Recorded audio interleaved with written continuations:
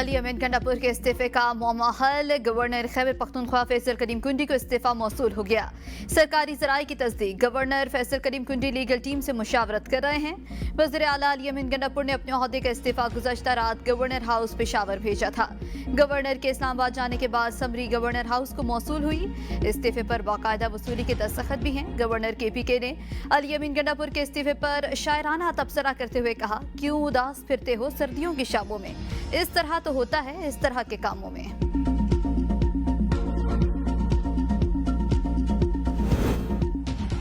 वज़ीर आज़म शहबाज शरीफ की ज़ेर सदारत वफाकी काबीना का इजलास जारी। मुल्की माशी और सियासी सूरत हाल पर तबादला ख्याल। ज़राए के मुताबिक वज़ीर आज़म अपने गैर मुल्की दौरों के हवाले से काबीना अरकान को एतमाद में लिया।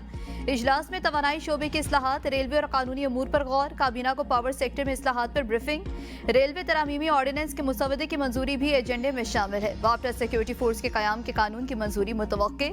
ECC और काबीना कमेटी बराए कानून साजी के फैसलों की तौसीक की जाएगी।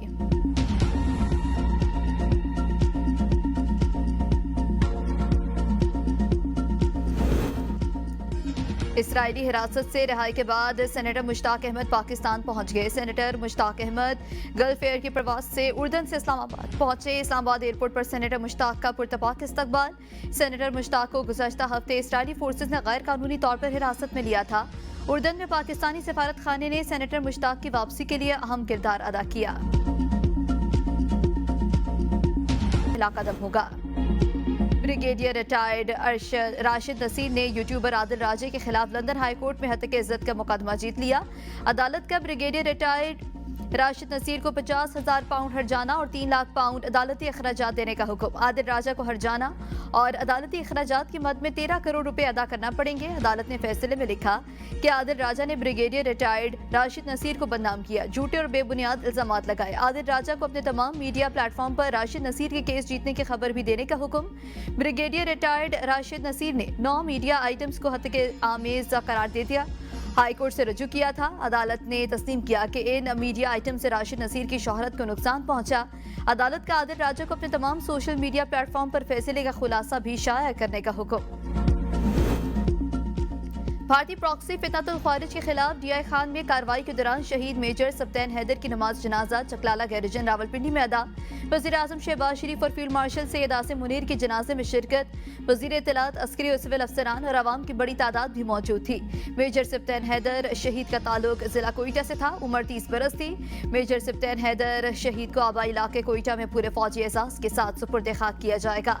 सदर जरदारी ने कहा, मेजर सप्तान हैदर ने वतन के दिफा में अपनी जान निछावर करके अजीम मिसाल कायम की। वज़ीर आज़म शहबाज शरीफ का मेजर सप्तान हैदर शहीद को खिराज अकीदत। कहा, फितनतुल खारिज या कोई भी गुमराह नजरिया कामयाब नहीं होगा। साबिक वज़ीर आज़म राजा परवेज अशरफ ने कहा कि शहीद मेजर सप्तान हैदर ने अपने खून से शुजाअत और जुर्रत की तारीख लिखी है। मोहसिन नकवी ने कहा, शहीद मेजर सप्तान हैदर जैसे बहादुर सपूतों पर कौम गुनाज है। वज़ीर आला सिंध से पाक सऊदी जॉइंट बिजनेस काउंसिल के चेयरमैन की मुलाकात। मुश्तरका वर्किंग ग्रुप्स के क़याम पर इत्तेफाक। मुराद अली शाह के स्पेशल इकनॉमिक जोन्स के क़याम में सऊदी सरमायाकारों को शिरकत की दावत।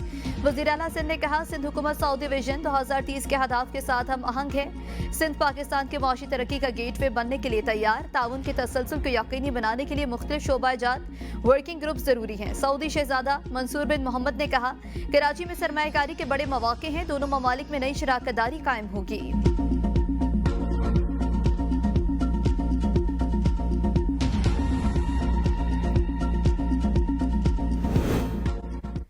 कौन से चीफ जस्टिस बेंच के सरबराह होंगे? 26वीं तरमीम वाले चीफ जस्टिस बेंच की सरबराही करेंगे। किस जज ने क्या दिलचस्पी है? कभी ऐसा हुआ कि कोई जज सुप्रीम कोर्ट में आया हो और फिर वापस चला गया हो? जस्टिस जमाल मुंदखील ने 26वीं आईनी तरमीम की समाअत के दौरान सवालात उठा दिए। कहा, हम 26वीं आईनी तरमीम से कबल के हैं। क्या नए जजेस किसी और मुल्क से लाकर लगाए गए हैं? जजेस इज्जत आब हैं और जजेस को ना रगड़ा जाए।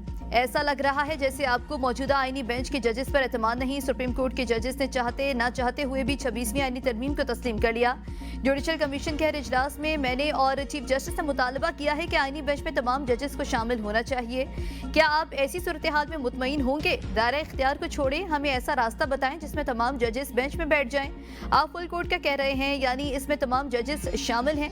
हम अपने दूसरे साथी जजेस को कैसे छोड़ सकते हैं? जस्टिस अमीनुद्दीन 26वीं आईनी तरमीम के बाद वाले जजेस जजेस को बेंच से निकाल दें। मौजूदा आईनी बेंच में शामिल जजेस का क्या होगा? हमने गालियां भी बहुत खाई हैं। जो जजेस बाकी रह गए तो फिर वो क्या रिटायर हो जाएं? जस्टिस मोहम्मद अली मजहर ने कहा कि हम ऐसा कर देते हैं कि जो दूसरे 8 जजेस रह गए हैं सिर्फ वही आपका केस सुन लें। जस्टिस मुसरत हिलाली ने कहा ये तो फैसला होने के बाद पता चलेगा कि वो रहेंगे या नहीं। वकील मुनीर मलिक ने कहा कि आईनी हो या फिर रेगुलर बेंच कोई फर्क नहीं पड़ता, जुडिशल इख्तियारात मौजूद हैं, समाअत पीर तक मुलतवी।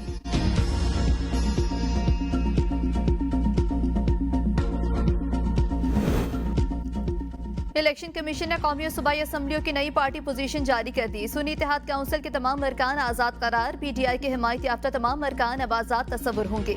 इलेक्शन कमीशन ने आईनी बेंच के फैसले के बाद पार्टी पोजीशन जारी की।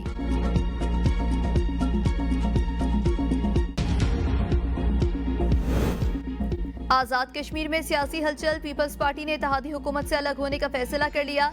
जराये के मुताबिक पीपल्स पार्टी आजाद कश्मीर का अहम इजलास कल कराची में तलब। इजलास की सदारत पीपल्स पार्टी अमूर आजाद कश्मीर के सरबराह फरियाल तालपुर करेंगी। हुकूमत से अलहदगी की मंजूरी या तरदीद ज़ेरे गौर लाई जाएगी। पीपल्स पार्टी अलहदगी की सूरत में नून लीग और फॉरवर्ड ब्लॉक का फैसला मौजूदा इत्तेहादी हुकूमत के लिए इंतहाई अहमियत का हामिल होगा। पंजाब में यूनियन काउंसिलों की हदबंदी का शेड्यूल जारी। हदबंदी का अमल आइन के आर्टिकल 222 और इलेक्शंस एक्ट 2017 के तहत होगा। इंतजामी अमूर और नक्शे 12 अक्टूबर 2025 तक मुकम्मल किए जाएंगे। इब्तदाई फहरिस्त 1 नवंबर 2025 को शाये की जाएगी। वोटर्स 2 से 16 नवंबर तक एतराज़ात जमा करा सकेंगे। हदबंदी अथॉरिटीज 1 दिसंबर 2025 तक एतराज़ात पर फैसले करेंगी। हतमी फहरिस्त 8 दिसंबर 2025 को जारी की जाएगी।